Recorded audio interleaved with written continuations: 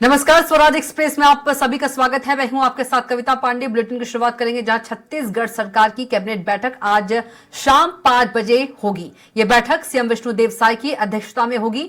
वहीं लोकसभा चुनाव की अधिसूचना पर इस बैठक में सरकार कुछ महत्वपूर्ण फैसले ले सकती है।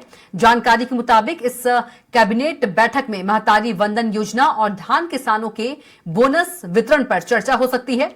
इस कार्यक्रम में पीएम मोदी या तो छत्तीसगढ़ आ सकते हैं या फिर तो वर्चुअली जुड़ेंगे। इसके अलावा मोदी की गारंटी वाली योजनाओं को लागू करने पर भी सरकार कुछ बड़े फैसले ले सकती है।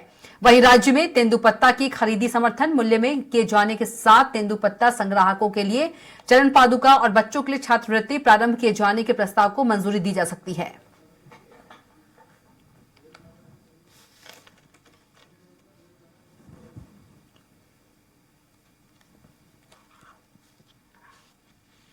तो साय कैबिनेट की बैठक आज।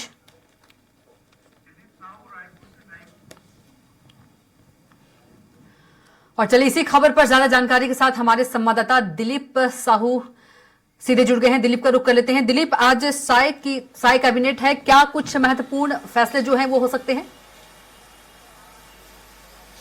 जी बिल्कुल कविता, क्योंकि लोकसभा चुनाव की अधिसूचना जारी होने के पहले ये जो बैठक हो रही है साय कैबिनेट की, जो आज काफी महत्वपूर्ण बैठक है।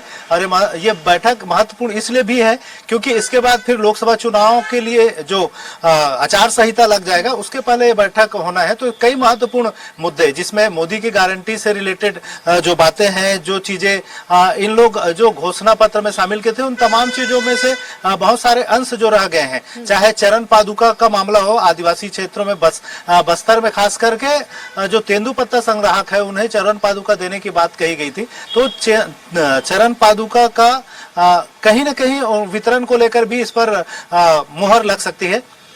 इसके अलावा दो महत्वपूर्ण मुद्दा है। एक स्वास्थ्य विभाग की मेडिकल कॉलेज को लेकर मुहर लग सकती है, जिसमें खास करके मुख्यमंत्री के गृह जिले जसपुर में और मनेन्द्रगढ़ में दोनों जगह पर नए मेडिकल कॉलेज की सौगात दी जा सकती है। इसकी तैयारियां लगभग स्वास्थ्य विभाग की ओर से कर ली गई है और ये बताया जा रहा है कि ये जो मसौदा है उसको कैबिनेट में आज लाया जा सकते हैं और कैबिनेट में हरी झंडी के बाद दोनों जगहों पर जसपुर और मनेन्द्रगढ़ में दो नए मेडिकल कॉलेज की सौगात प्रदेश को मिल सकती है।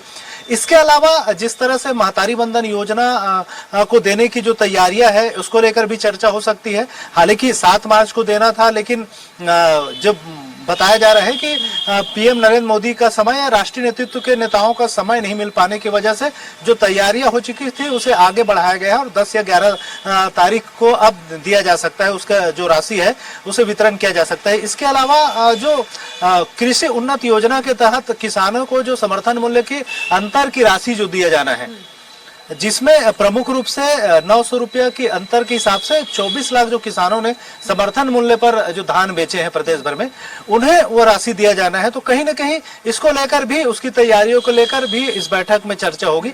इसके अलावा अन्य जो महत्वपूर्ण मुद्दे होंगे उन तमाम मुद्दों को भी इस बैठक में शामिल किया जाएगा। जी कविता। बिल्कुल दिलीप, खास जो फोकस रहेगा इस बैठक में वो मोदी की गारंटी रहेगी।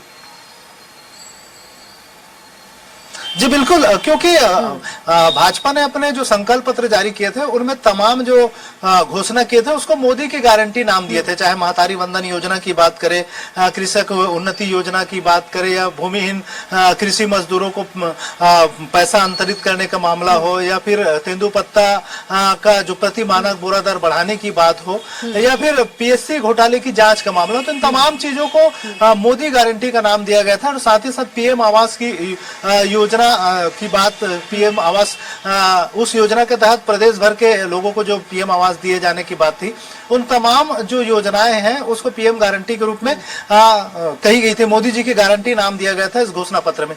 इसी कड़ी में आज जो प्रमुख घोषणाएं जो रह चुकी है, हालांकि हम लोग लगातार देख रहे हैं जब भी कैबिनेट की बैठक हो रही है, अलग अलग जो मोदी की गारंटी के तहत जो घोषणा किए गए थे, जो संकल्प पत्र में जो चुनावी वायदे किए गए थे, उसको धीरे धीरे पूरा किया जा रहा है। इसी कड़ी में जो कुछ वादे रह गए हैं उसको भी इस जो बैठक है उसमें लाया जा सकता है। जी बिल्कुल दिलीप, लोकसभा चुनाव की दृष्टि से अगर देखें तो ये काफी अहम बैठक बिल्कुल, क्योंकि लोकसभा चुनाव को लेकर आचार संहिता 2-4 दिनों में लगने की ही है, तैयारी है। ऐसे में आचार संहिता के पहले जो बैठक है, कैबिनेट बैठक, इसके पहले पिछला बैठक का बता दो, पिछला बैठक 9 फरवरी को हुआ था।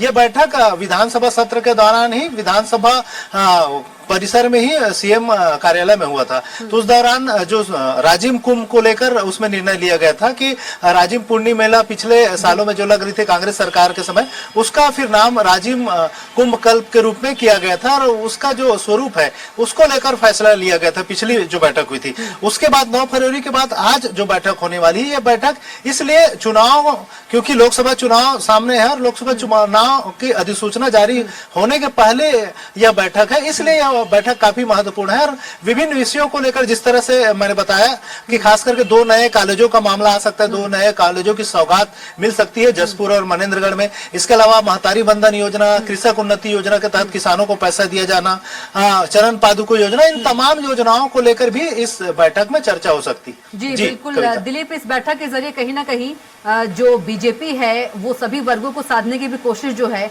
वो करेगी।